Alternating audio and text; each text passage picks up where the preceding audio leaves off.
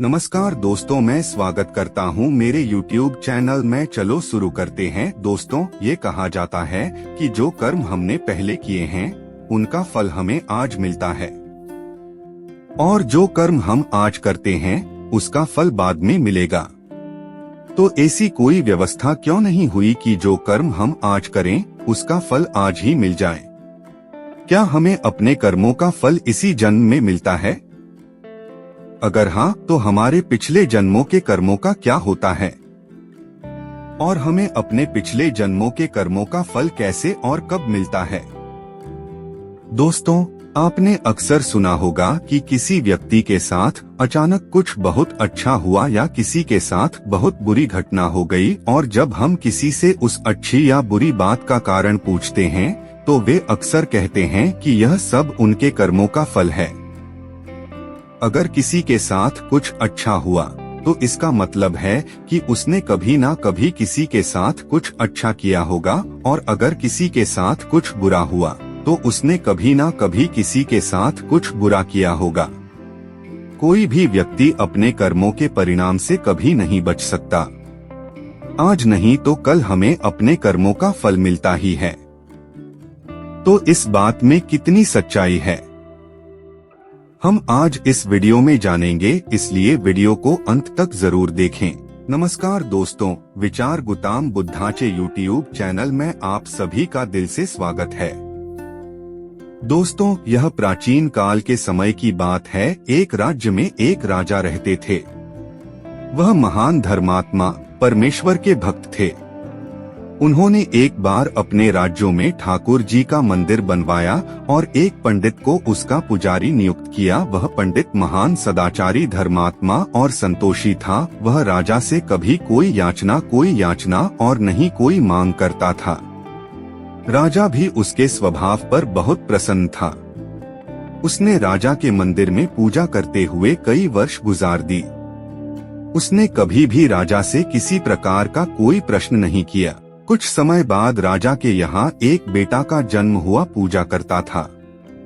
राजा ने उसे महान विद्वान बनाने का सोचा। उसकी शिक्षा के लिए बड़े से बड़े राजगुरु राजा के पुत्र को शिक्षा देने के लिए आते थे। राजकुमार अब 21 साल के हो चुके थे। राजकुमार अब युवक बन चुके थे। राजा ने अपने बेटे के बड़े होने पर उसकी शादी एक सुंदर राजकन्या के साथ करा दी। शादी करके वह राज्य महल आ गए। राजकुमार और वह राजकन्या अब दोनों खुश बहुत थे, लेकिन एक रात्रि में राजकुमारी को नींद नहीं आ रही थी। वह महल में इधर उधर घूमने लगी। जब अपने पति के पलंग के पास आई तो क्या वह देखती है कि हीरे जवाहरात वाली एक तलवार रखी हुई। जब उस राजकन्या ने देखने के लिए वह तलवार म्यान में से बाहर निकाली, तब तीक्ष्ण धार वाली और बिजली के समान प्रकाश वाली तलवार देखकर वह डर गई। वह डर के मारे उसके हाथ से वह तलवार छूट गई और राजकुमार की गर्दन पर जा लगी। राजकुमार का सिर कट गया और वह उसकी मृत्यु हो गई। राजकन्या अपने पति के मरने का बहुत शोक करने लगी। वह खूब रोई और दुखी मन से उसने परमेश्वर से प्रार्थना की, हे प्रभु, मुझसे अचानक यह पाप कैसे हो गया?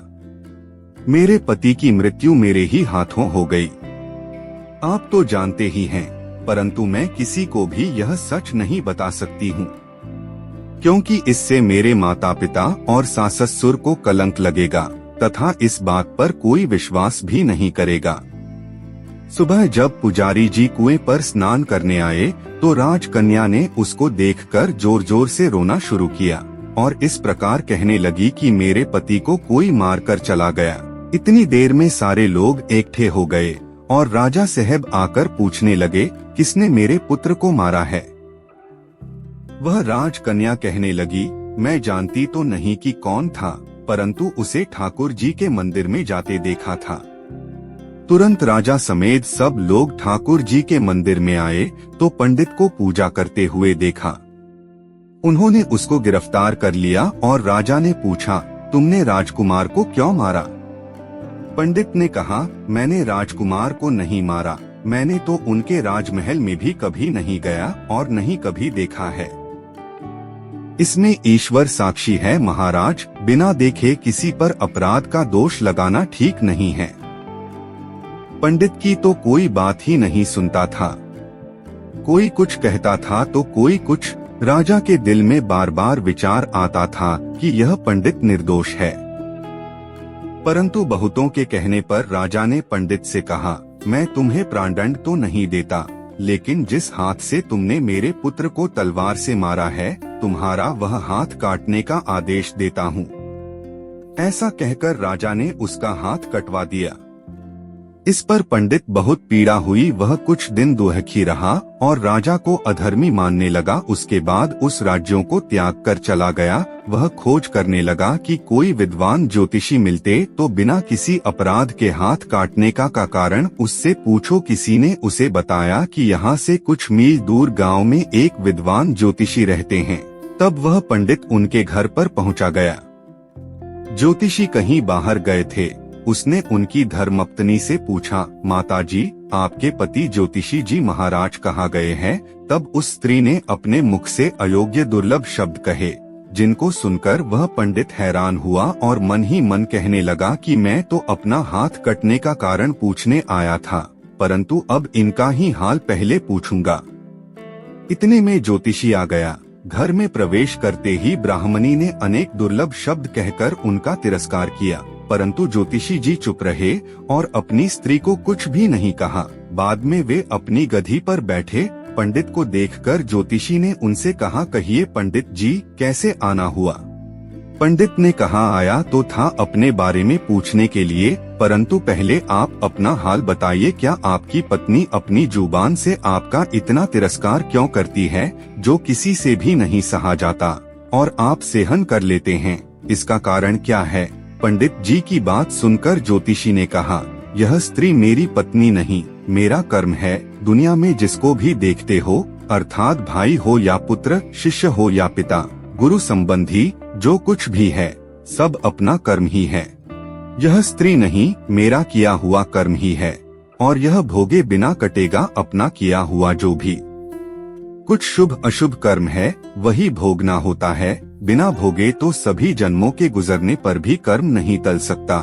इसलिए मैं अपने कर्म खुशी से भोग रहा हूँ और अपनी पत्नी की शिकायत भी नहीं करता, ताकि आगे इस कर्म का फल भोगना बाकी नहीं रहे। पंडित ने पूछा, महाराज, आपने क्या कर्म किया था?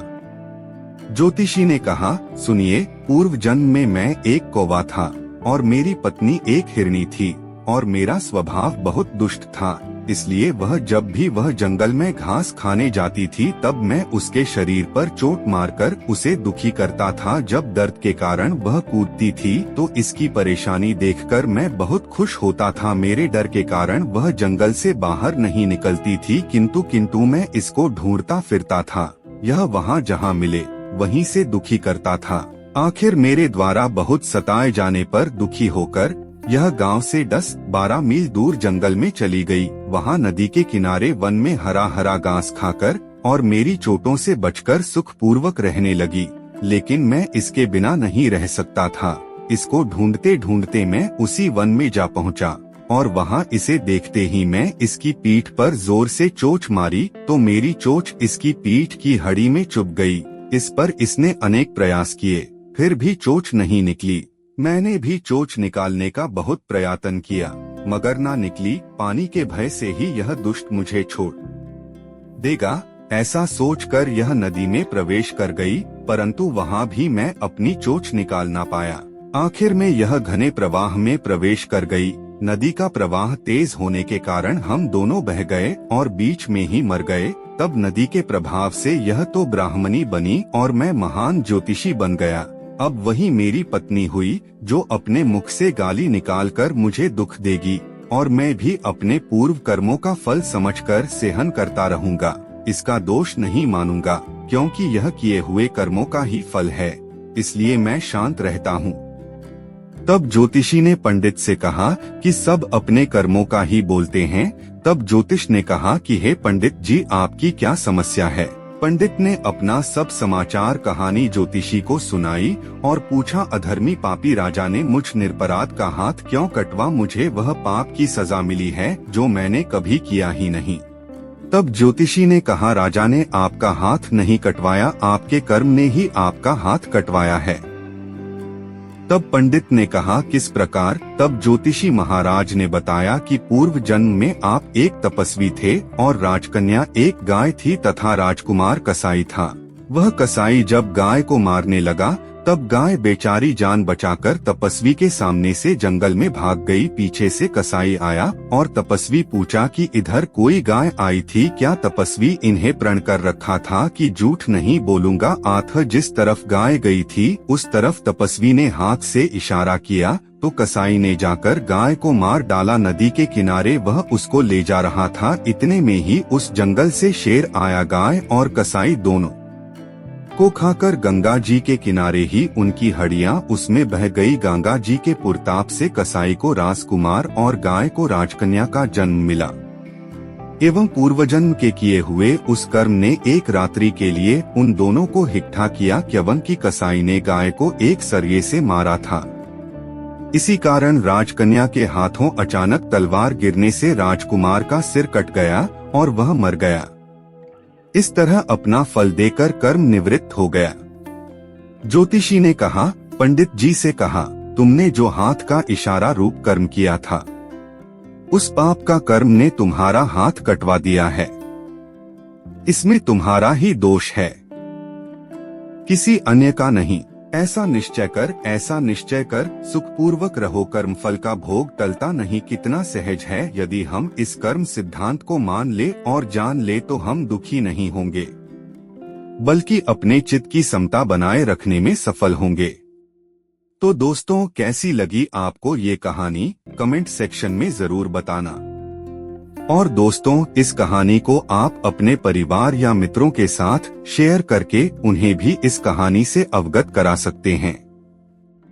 और अगर ये कहानी आपको अच्छी लगी हो तो इस वीडियो को लाइक करें और ऐसी और कहानी सुनने के लिए अपने YouTube चैनल को सब्सक्राइब करें। तो दोस्तों, मिलते हैं हम आपसे ऐसी ही एक और प्रेरणादायक कहानी के साथ। तब तक के लिए अपना ख्याल रखें। धन्यवाद। नमो बुद्धाय।